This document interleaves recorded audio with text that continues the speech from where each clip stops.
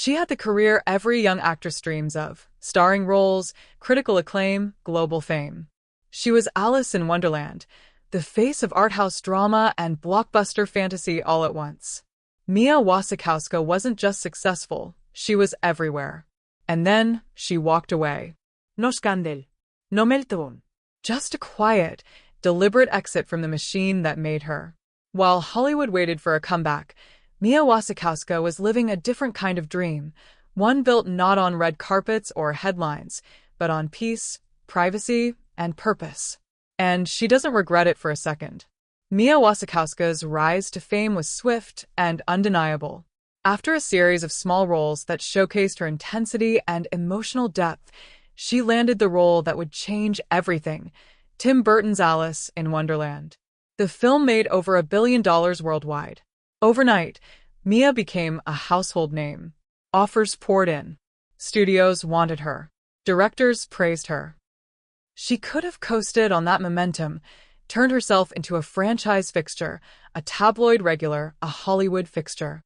But Mia wasn't interested in playing that game. Instead, she followed up Alice with deeply artistic, complex roles: Jane Eyre, Stoker, The Kids Are All Right, Crimson Peak. These weren't flashy films. They were demanding ones, stories that required stillness, subtlety, and strength. And Mia delivered.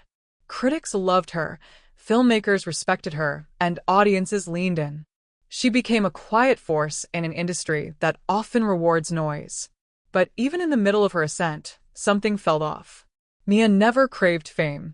She didn't enjoy the constant spotlight, the press junkets, the endless cycle of interviews and promotion.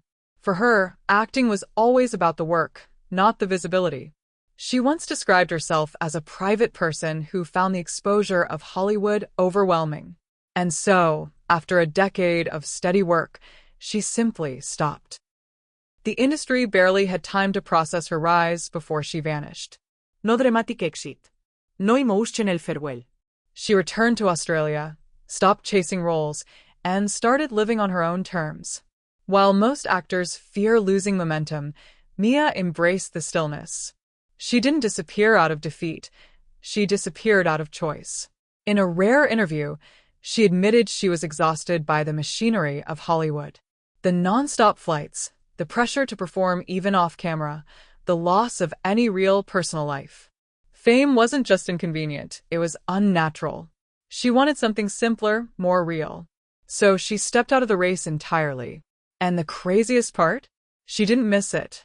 While others scrambled for roles and relevance, Mia Wasikowska was walking her dog, taking photographs, making short films with friends, and living quietly in Sydney. She wasn't chasing applause.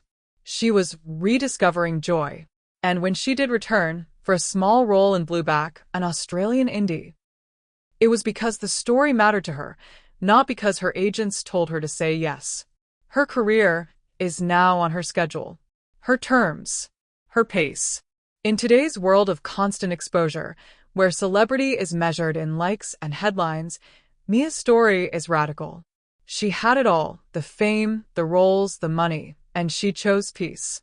She chose herself.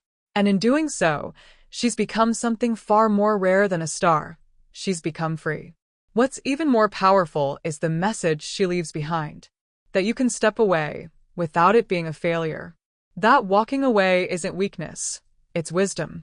That success means nothing if it costs you your soul. Mia Wasikowska didn't just reject the spotlight.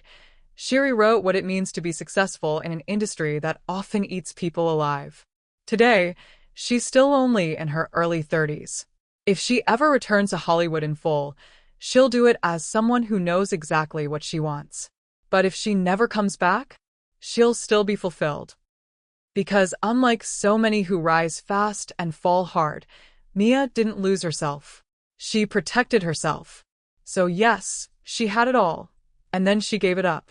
Not in regret, but in freedom. And that might just be the most powerful move of all.